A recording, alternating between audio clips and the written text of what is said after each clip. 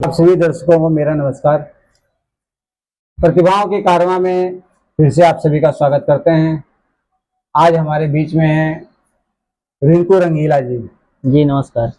ये सिंगर हैं और आज हमारी मुलाकात इनसे हुई है, तो आपके सामने इनसे कुछ बातें हम करेंगे जिससे जिससे इनकी कैरियर की शुरुआत के विषय में, और ये बड़े भाग्य हैं कि प्रतिभाओं के कारवां में सबसे पहले रिंकू रंगीला जी आपका स्वागत करते हैं। और चर्चा की शुरुआत ये होती है कि प्रतिभाओं के कारवां में जो भी नए सिंगर हैं, एक्टर हैं, या किसी भी इंसान के अंदर कोई भी प्रतिभा होती है, उस प्रतिभा को हम संतोष ब्लॉग्स बस्ती के माध्यम से दर्शकों तक, लोगों तक, देश दुनिया तक पहुंचाने का प्रयास करते हैं। और आप भी हमारे साथ लास्ट तक बने रहिएगा, क्योंकि हर एक के जीवन की गाथा हमें कुछ ना कुछ सीख देके जाती है। जैसे पिछले एपिसोड में हमारे बीच में रॉक स्टार स्टूडियो के प्रोप्राइटर राणा पुलिस जी हमारे बीच में थे। आज हमारे बीच में है सिंगर रिंकू रंगीला जी। तो रिंकू रंगीला जी, आपसे मिलकर तो बहुत खुशी हुई है। जी हमें भी बहुत खुशी हुई। और हम ये जानना चाहते हैं दर्शकों के सामने कि आपने जो अपने कैरियर की शुरुआत की है, वो कैरियर की शुरुआत कब से शुरुआत की है उसकी? हम बचपन से ही इस चीज़ का बहुत शौकीन थे। अच्छा। जब नए नए गाने आते थे तो हमारा भी मन करता था कि मैं भी कुछ गाना, लेकिन उस समय में हमको बिल्कुल एकदम नए थे, कुछ भी जानकारी नहीं था। पर जो भी गाना आते थे तो हम ऐसे अपने मन से लिखते थे। फिर उसके बाद कुछ संभव नहीं लगता था कि कैसे क्या होगा, किससे मिलें, किससे क्या करें, कुछ नहीं चांस होता था। फिर हम मुंबई गए। मुंबई में फिर लोगों को देखे कि मतलब पोस्टर सोस्टर चिपकाए रहते हैं फिल्म में काम करने के लिए और कुछ के लिए। अच्छा, तो आप बॉम्बे में कहाँ पे गए थे? मुंबई हम गए अपने बहन के पास रहते थे। कहाँ, मतलब कुछ एरिया का नाम? घनसोली में रहते थे। घनसोली में? हाँ, ये तो वहाँ जॉब पहले किए। हाँ, पहले वहाँ जॉब किए। फिर वहाँ ड्यूटी से जाते थे तो वही पोस्टर देखते थे। हम सोचे कि एक बार ट्राई करें क्या होता है क्या नहीं। ट्राई किए तो उन्होंने हमको बुलाया अपने स्टूडियो पे कि आ जाइए। हम गए, उन्होंने हमारा कार्ड वार्ड भी बनाया, सब कुछ किया। कौन सी कंपनी, किससे कार्ड बनवाए थे? कार्ड फिल्म में काम करने के लिए दिए थे। अच्छा, कार्ड था, पर अभी मेरे पास कार्ड है पर नाम अभी नहीं आ रहा है। महाराष्ट्र सिने टीवी कामगार, अच्छा, उसमें था, तो हमने बनवाया। उसके बाद एक दिन हमको काम मिला, हम गए। फिर हमको समझ में नहीं आया, क्योंकि वहाँ इतनी कड़ी धूप, मुंबई में जानबे करते हैं कभी ठंडक पड़ता नहीं है। कड़ी धूप में बड़े बड़े, मेरे से भी बड़े बड़े लेवल के लोग लाइन में लगे हुए हैं। फिर हमको वहाँ से ज्ञान आया कि अगर इन लोग का कुछ नहीं हो रहा है तो हमारा क्या होगा यहाँ पे। मतलब स्ट्रगल की दुनिया में आप भी ने भी कदम रखा था। हाँ, लेकिन वहाँ ऑडिशन के समय लंबी लंबी लाइनों को देख के मन थोड़ा कमजोर होने लगा आपका, कि मतलब हमसे भी ये लोग रईस हैं, हमसे भी हट्टे कट्टे, इनका कुछ नहीं होने जाने वाला है, हमारा क्या होने जाने वाला। तो ये मतलब इसलिए मैं उसी वक्त में अपने मन में ठान लिया कि अगर हम वहाँ से प्लेटफॉर्म मजबूत होकर आएंगे तो यहाँ भी कुछ वैल्यू होगी। यहाँ तो कुछ वैल्यू नहीं है, आप बिना फेस वैल्यू के कोई वैल्यू नहीं है। इसलिए जो भी भाई दर्शक अगर इस लाइन में जुड़ना चाहते हैं तो पहले अपना फेस वैल्यू करें। अच्छा, ना कि डायरेक्ट कहीं पे अगर सोचे कि हम फिल्म में चले जाएं या फिर कहीं और काम करने चले जाएं तो वहाँ उनकी वैल्यू वही रहेगी। फेस वैल्यू की जहाँ तक बात आती है, तो आपने मतलब जो फेस वैल्यू आप बनाने का है, तो मतलब मेरे ख्याल से तो ये सिंगिंग के माध्यम से आप अपना फेस वैल्यू बनाने की कोशिश कर रहे थे। तो मैं एक जानना चाहूंगा कि सिंगिंग आप जो कर रहे थे, वो तो उसकी शुरुआत कब से हुई? उसकी शुरुआत हमारा हुआ 2020 में। 2020 में हुआ। उसके पहले मैंने बहुत स्ट्रगल किया, फिर हमको संभव नहीं आया, फिर हम वहीं पे ठप हो गए। अच्छा। हमने फिर जॉब करना शुरू किया, फिर आ गए गांव। गांव से गए, फिर उसके बाद लॉकडाउन लगा। लॉकडाउन से आए, 14 दिन क्वारंटीन थे। उसके बाद हमारे चौराहे पे स्टूडियो खुला था म्यूजिक का। तो हमसे लोगों ने कहा कि यहाँ पे स्टूडियो खुला। हम कहें कहाँ के स्टूडियो है?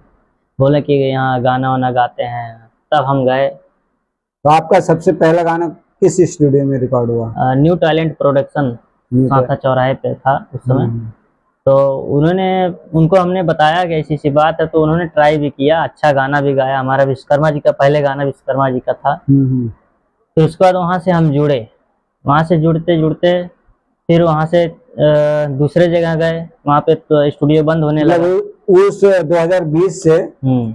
उस चौराहे से आपकी सफर सफर वहीं से तय वहीं हुई, से शुरुआत हुई। वहीं से शुरू हुई। तो ये सफर का सिलसिला मतलब ऐसे चलता रहा चलता रहा। चलते रहा चलते तो रहा, वहाँ पे जो स्टूडियो बंद होने लगा, फिर धर्मेंद्र जी एक स्टूडियो खोले थे, मीरा रिकॉर्डिंग स्टूडियो, धर्मेंद्र राणा जी, उनसे मुलाकात हुई। उन्होंने भी हमको बहुत गाना गवाया। पर लेकिन वो रिजल्ट जो गाना गवाते थे वो मतलब जो स्टूडियो रहता था वो खुद अपने ही चैनल पे लॉन्च करते थे कि आपका व्यक्तिगत चैनल वो था? अपने ही चैनल पर अपलोड करते मतलब वो थे। अपने ही चैनल पे हाँ, मतलब तो आपसे गाना गवाते थे और अपने चैनल पे लोड करते थे। हमको इस चीज का जानकारी नहीं था कि अपना भी कोई चैनल तो होना इसकी चाहिए। जानकारी आपको कहाँ से मिली? इसकी जानकारी हमको मिली कि जब उन अपने चैनल पे, जैसे जब हमारा गाना पहले रिलीज हुआ तो हमको बिल्कुल एकदम कुछ भी नहीं मालूम था। तो उनके चैनल पे मैं काम कर रहा था, एक गाना रिलीज हुआ तो पागलों की तरह कोई भी मिलता था उनसे मोबाइल लेकर के उनका चैनल सब्सक्राइब करता था, ये करता वो करता था। उसको इतना मेहनत करते करते करते करते चैनल मोनेटाइज हुआ उनका। फिर उसके बाद वहां से हम लोग को एकदम वैल्यू डाउन करने लगे जब उनका मोनेटाइज हो गया। तो जब वैल्यू डाउन करने लगे फिर हम लोग वहां से छोड़ दिए, फिर आए धर्मेंद्र जी से, वहां मिले। लेकिन हम दर्शकों से और जहाँ तक ये आवाज जाएगी उनसे तो एक रिक्वेस्ट करेंगे कि जो शुरू में हमारे साथ जुड़ते हैं और हमारा चैनल अगर मोनेटाइज हो जाता है तो हम उनको लेके आगे से आगे बढ़े, ना कि उन्हें डिमोटिवेट करें। नहीं तो तो उस मोनेटाइज होने के बाद उनको एटीट्यूड आ गया। मतलब हाँ, कि मतलब अब एक फोन करते थे, ये नहीं देखते थे रात है कि दिन है, पागलों की तरह भागते थे, क्योंकि उस समय लगन था, हमको काम करना है, कुछ आगे बढ़ना है। लेकिन लोग वही मतलब है इसी ना। कारणों की वजह से बहुत सारे सिंगरों के जीवन में ये बातें आई होंगी हाँ, जिसे, लेकिन डिमोटिवेट नहीं होना चाहिए।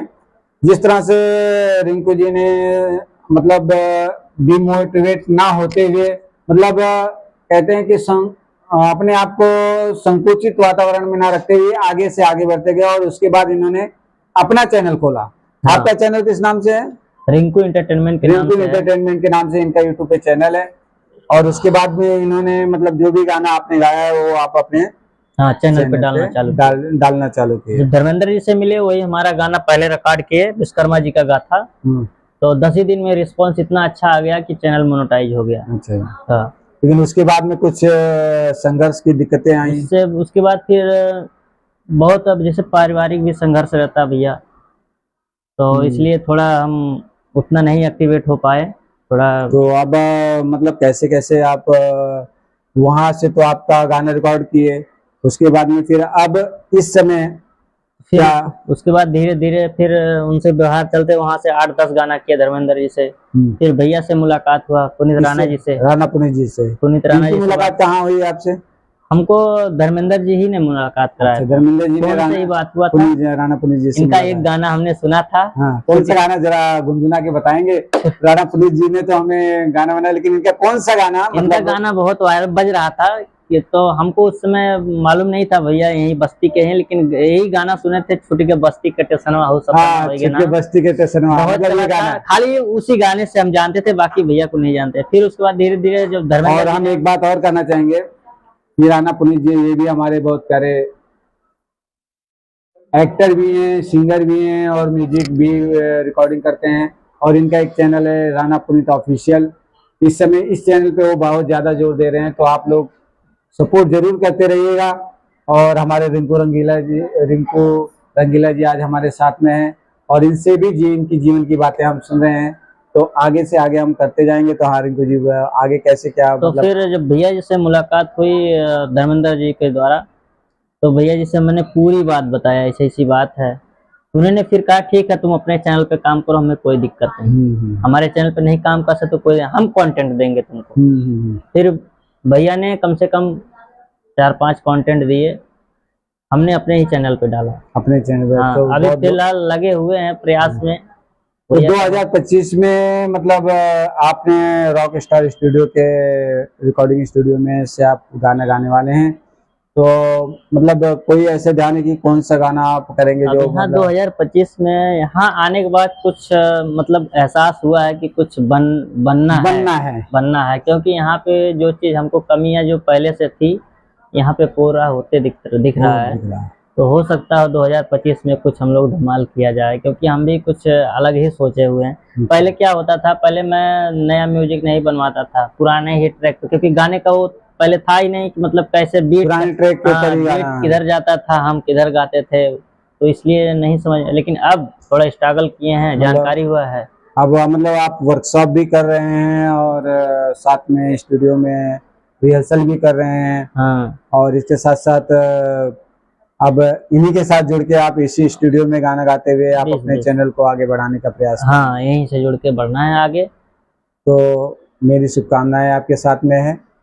और दर्शकों, आज फिर से नए पायदान पे हम पहुंचे हैं और रिंकू रंगीला जी को हम ढेर सारी शुभकामनाएं देते हैं कि इनका जो आगे 2025 में जो भी गाने आएंगे आपने भी सपोर्ट करना है। रिंकू एंटरटेनमेंट चैनल यूट्यूब का है और बहुत सारी चीज़ें वो आपको व्हाट्सएप और फेसबुक के द्वारा मिलेंगे।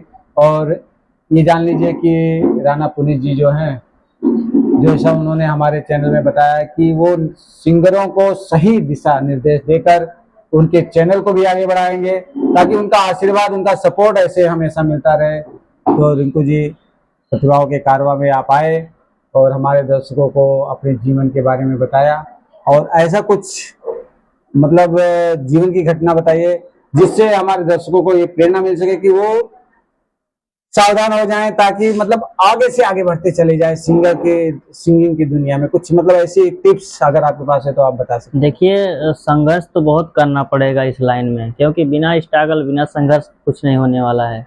क्योंकि मेहनत आपका रहेगा, रंग ऊपर वाला देगा। बराबर है। इसलिए मेहनत करना पड़ेगा, बिल्कुल पूरा समय देना पड़ेगा। बिना समय के आप कुछ नहीं होने वाला है। समय देना पड़ेगा, बिना इसमें समय गंवाए आप कुछ नहीं कर पाएंगे। मेहनत करना पड़ेगा और कंटिन्यूटी हमारे कंटिन्यू बना रहना पड़ेगा, बना रहेगा, कंटिन्यूटी हमें करना पड़ेगा। ऐसा नहीं कि एक गाना गा दो फिर 2 महीने पटा जाओ, ऐसा नहीं। मतलब लगातार क्या होता है, एक न्यू कंटेंट आप डाले हैं तो कम से कम 10 लोग जुड़े, फिर कम से कम एक हफ्ते में एक बार, एक ही हफ्ते में डालिए एक कंटेंट, तो कम से कम 10-20 जुड़ेंगे, फिर उसके बाद 50 बढ़ेंगे, और जब एक डालेंगे 1 महीने पटा जाएंगे, जो आपके रहेंगे वो भी चले जाएंगे। इसलिए कंटिन्यूटी बने रहना पड़ेगा, हमें बना रहना चाहिए।